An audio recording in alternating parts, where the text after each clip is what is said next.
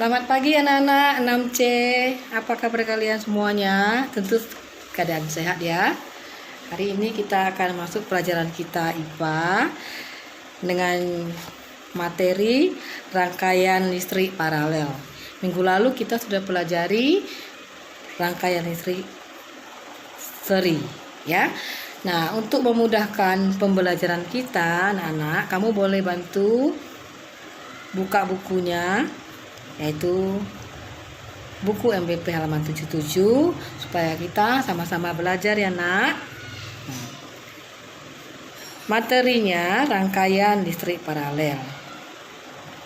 Rangkaian listrik adalah susunan alat-alat listrik yang dihubungkan dengan sumber listrik sehingga menghasilkan arus listrik.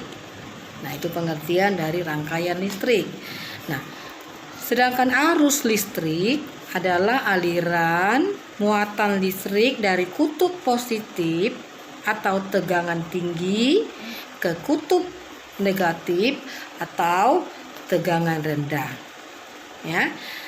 Jadi tadi rangkaian listrik susunan alat-alat listrik yang dihubungkan dengan sumber listrik sehingga menghasilkan arus listrik. Sedangkan arus listrik, aliran muatan listrik dari kutub positif atau tegangan tinggi ke kutub negatif atau tegangan rendah. Nah, berdasarkan mengalir tidaknya arus, rangkaian listrik dibagi dua macam, ya. Ada rangkaian terbuka dan rangkaian tertutup. Yang pertama kita pelajari rangkaian terbuka, adalah rangkaian alat-alat listrik sedemikian rupa sehingga tidak terjadi aliran listrik dalam rangkaian. Rangkaian ini disebut juga rangkaian terputus, ya. Nah, yang kedua rangkaian tertutup. Apa itu? Rangkaian tertutup adalah rangkaian alat-alat listrik yang disusun sedemikian rupa sehingga arus listrik dalam rangkaian dapat mengalir. Di sini kamu bisa lihat gambarnya biar lebih jelas ya, yaitu halaman 77. Yang mana yang tertutup, yang mana yang terbuka. Nah, dari situ ya. Nah, juga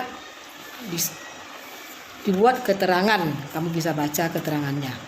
Nah, berdasarkan pemasangannya, rangkaian listrik dibedakan ada 3 ya.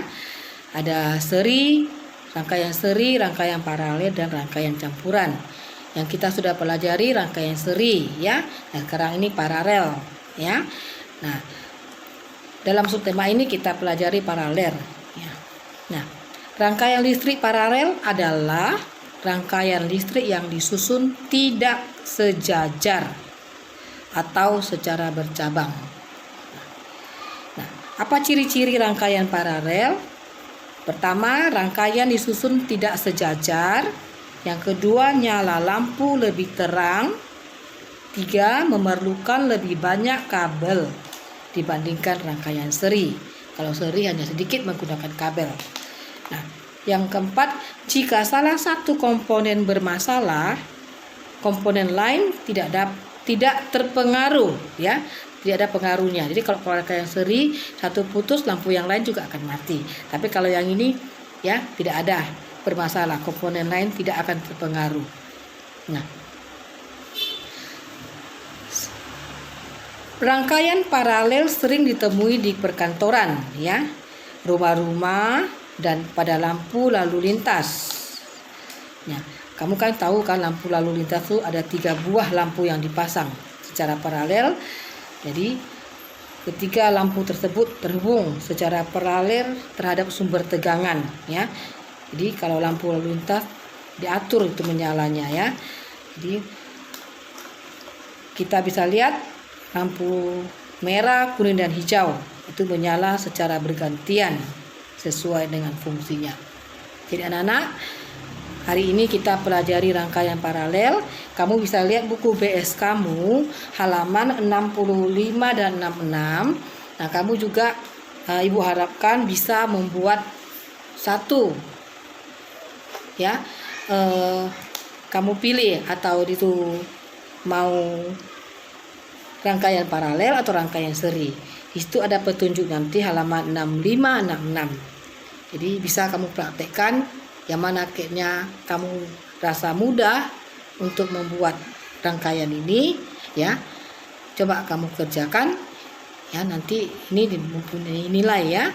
Nilai sebagai nilai praktek kamu. Oke, anak. Nah, kamu bisa baca bukumu, buku BS halaman 6566 dan juga buku MPP halaman 77 sampai 78. Untuk menambah informasi, bacalah bukumu. Ya, anak. Inilah pelajaran IPA kita untuk hari ini mengenai rangkaian paralel. Selamat pagi, selamat belajar.